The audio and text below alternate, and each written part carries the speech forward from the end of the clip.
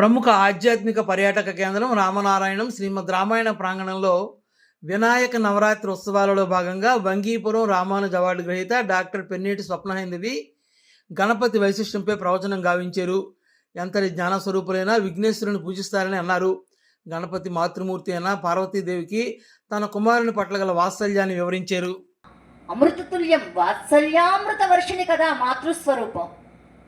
వెంటనే ఆయనకి ఆ విధమైన స్థన్యం దొరకలేదు. పొడవుగా ఒక ఆకారం కనిపించింది. ఓహో, ఇది తామర తోడేమో అని చెప్పి పట్టుకున్నాడు. ఆ పొడవు ఉన్నటువంటి భాగం ఏంటి? పాము, పరమశివుని సర్పము, అర్ధనారీశ్వరుడు కదా. ఆయన ఎలా ఉన్నాడు? ఓంకార స్వరూపుడై ఆయన మూతిని ఆ యొక్క సర్పానికి చుట్టుకుంటున్నాడు. ఎందుకు? గజానికి తామర తోడలంటే ఇష్టం, తామర పువ్వులంటే ఇష్టం. ప్రేమామృతుడుగా ఉన్నటువంటి అటువంటి గణపతిని మనం ఎన్నో కష్టాలని ఆయనకి చెబుతూ ఉంటాం. నాకు ఇది కావాలి, అది కావాలి, ఇది చేర్చు, అది చేర్చు. అవన్నీ కూడా ఆయన తన కర్ణాల ద్వారా వింటూ, తన కంటి ద్వారా చూస్తూ